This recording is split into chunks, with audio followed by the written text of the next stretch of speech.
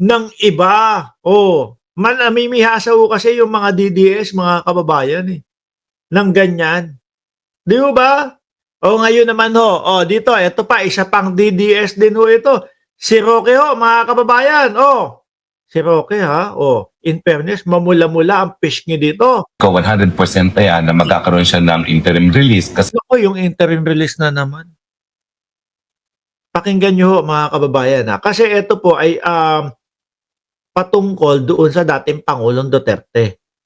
Ano po, pinipilit nila yung interim release kasi daw ho, mga kababayan, wala nang maalala ang Pangulo. Biruin niyo 'no, yung mga kaso nila, 'no, yan kay dating Pangulong Duterte, inilulusot nila sa pamamagitan ng mga teknikal. Hindi nila kayang ilusot yung dahil naipaliwanag at naidepensa nila ang kanilang sarili. Ang pangit ano? Ang pangit 'to. Manang-mana o ang Vice Presidente, yung sa impeachment 'to, mga kababayan, saan nila inilulusot? Inilulusot ba nila sa pamamagitan ng pagpapaliwanag at sa pamamagitan ng pagdepensa sa sarili nila? Hindi. Inilulusot nila o inilusot nila yung impeachment sa pamamagitan ng pagpunta doon sa technical dahil daw dalawa ang impeachment kaya pinadismiss o ilan ang impeachment. 'Di ba? Pangit 'yun. Kung ako ang magiging Sara Duterte, mga kababayan, hindi ko hahayaan na gano'n. Eh di ano na lang ang iisipin niyo sa akin.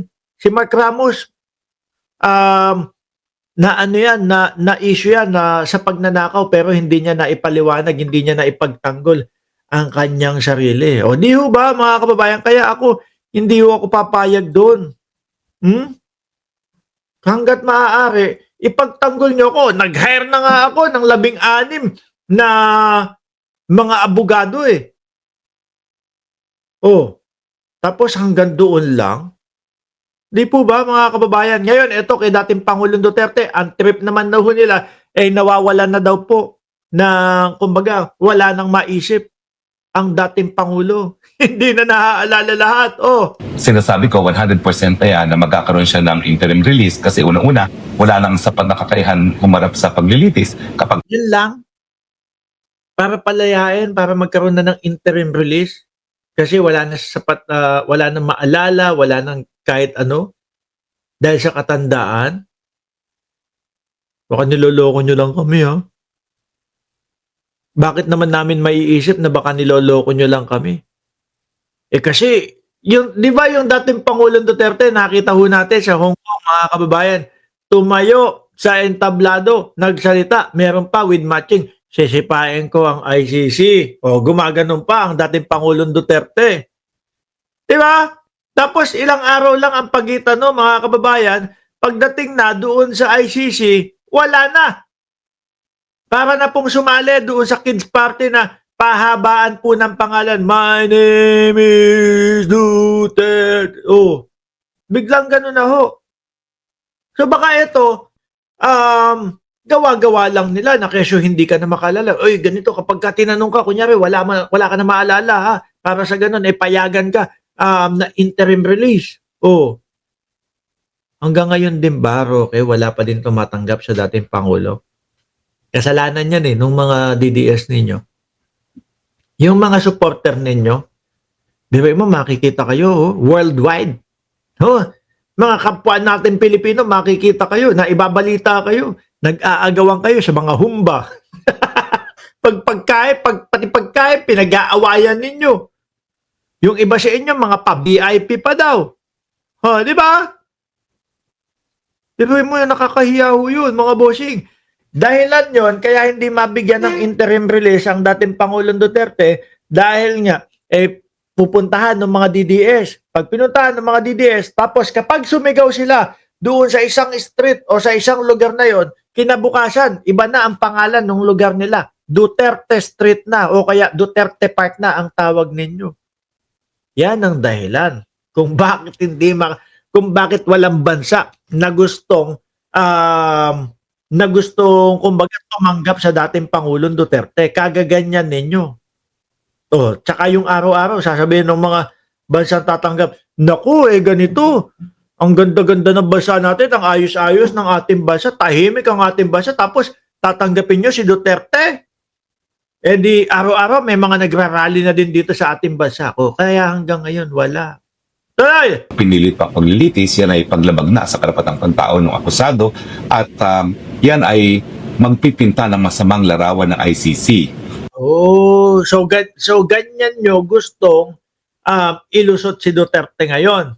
No, hindi yung talagang ididepensa na talagang walang katotohanan yan yung mga bentang ninyo na nakagawa siya ng crimes against humanity. Ganyan nyo ilulusot. O biruin nyo, magtatay nga. Di po ba? Ang mga dali nila doon sa mga teknikalidad. Ang dali nila doon sa ibang bagay. Hindi nila kayang ipagtanggol ang kanilang mga sarili. Doon sa mga ini-issue sa kanila. Pangit. Diba? Wala nga siyang pakialam ng, sa human rights. Sabi ni Solid ng loyalistang Ilocana. Sabi diyan sa taas, yes, nakakahiya yung video na sila ang nag-aaway-away. No? Pero may favorite akong tao doon, mga kababayan. Alam niyo kung sino yung favorite kong tao doon? Habang nag-aaway sila, habang nagmumurahan sila sa likod, si ate, gano'n. Ako magbabayad ng humba na yan. Si Roque, gano'n na. No? Order pa tayo ng madaming humba. Si ate, nando sa harap ng camera. Wala pa ko yun. Namimiss ko yun si ate. Yun yung yun yung talagang naging sentro nung pag-aaway doon sa humbaho Oh? So sa akin talagang it's just a matter of time, i-interim release siya. Pero sa akin nga, paninindigan ko, dapat outright dismissal. Ay, wala. Tapos ipapakalat ninyo sa Pilipinas, isisigaw nila, ipapakalat nila sa Pilipinas, mga kababayan. O, tignan nyo, acquit na si dating Pangulong Duterte. Malamang ganyan no yan. Igagaya nila yan doon sa style nung kay Kibuloy.